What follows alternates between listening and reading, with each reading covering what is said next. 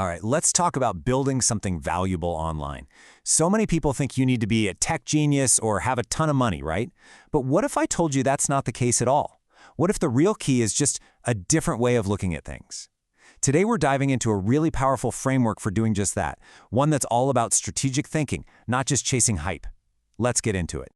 Okay, so right off the bat, let's just tear down this huge myth. You do not need to be some coding wizard or have a giant pile of venture capital to make it in the digital world. The reality is, well, it's a lot simpler. Success really belongs to the people who are good observers. You know, the ones who can look at a system, see how all the parts are supposed to work together, and then spot exactly where things get stuck. And that idea of getting stuck leads us right into the first big principle here. Seriously, before you even think about writing a line of code or sketching out a logo, your number one job is to find real friction. We're talking about a problem that is genuinely, desperately in need of a solution. Now, this is a pretty huge mindset shift, right? We're all kind of taught to go out and invent the next big thing from scratch. But this way of thinking, it completely flips that on its head. It's not about some random stroke of genius or chaotic invention. It's all about disciplined observation. It's about looking at the world as it actually is, not as we wish it was, and finding those little hidden cracks and inefficiencies. So I keep using this word friction. What do I actually mean by that? Well, just think of it as anything that gets in the way. Any obstacle. You know, does a task take way too much time? Does a process cost a ridiculous amount of money? Does it spit out the wrong results? Or is it just a super frustrating experience? That is friction. And here's the key. Wherever you find a whole lot of friction, you've also found a genuine urgent need for a solution. And to make this even more concrete, these are the exact signs you should be looking for.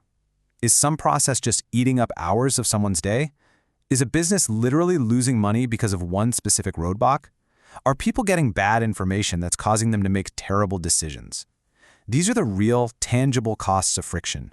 And each one of them is basically a giant flashing sign that says opportunity here. Okay, so you found the friction, you see the problem. Now, the first impulse for so many of us is to jump right in and build some fancy automated tool to fix it. But wait, hold on. The smart move, the one that's going to save you a ton of time and money down the road, is to learn by doing it yourself first. I'm talking about getting your hands dirty. Actually solve the problem manually before you even whisper the word automation.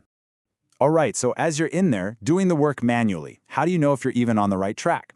Well, here's a quote that should be your go-to filter for literally every piece of feedback you get. Commitment matters more than compliments. Look, praise is great, it feels good, for sure, but it doesn't pay the bills and it doesn't build a business. What you need to be hunting for are signs of real commitment. And this right here shows you the difference perfectly. On one side, you've got what we call weak signals. These are just opinions. Things like, oh, that's a cool idea, or, a like on Instagram. They're easy to give, they don't cost anything. But on the other side, you have strong signals. And these always require some kind of commitment. Is someone willing to invest their valuable time? Are they offering you resources? Are they willing to put down a deposit, even a small one? That is what real validation looks like. Okay, so let's recap. You've found some real friction, and you've actually validated that people want a solution using those strong signals. Awesome. Now it's time to build. But, and this is a big but, the absolute key here is to fight that urge to build the entire perfect, feature-packed thing all at once. The mantra is, build simple and grow smart.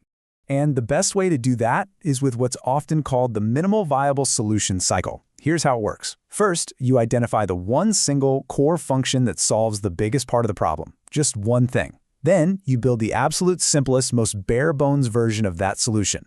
Next, you get it in front of real people for feedback, and then, this is the important part, you use what they tell you to improve it and do it all over again.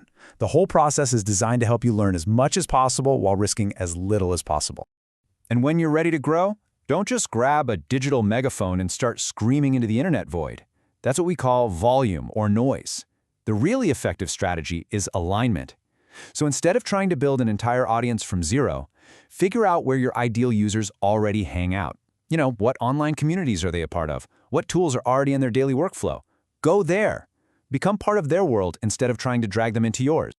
Okay, let's wrap all of this up into one big idea, one cohesive mindset. This isn't just about moving fast and breaking things. It's about thinking clearly first so that when you do act, your actions are way more powerful and effective. So here it is, the whole TNT Digital Mindset in a nutshell. First, it's about understanding systems, not just chasing the latest trend. Second, it's knowing that real opportunity is buried in friction, not some bolt of lightning inspiration. Third, always value commitment over compliments. Fourth, choose simplicity over complexity, especially when you're just starting out. And finally, remember that real sustainable growth comes from smart alignment, not just from being the loudest voice in the room. So, I'll leave you with this one question to think about. When you consider your own unique skills, your experiences, your perspective on the world, what problem, what little point of friction out there are you uniquely positioned to solve? Really think about it, because the answer to that question could be your next big thing.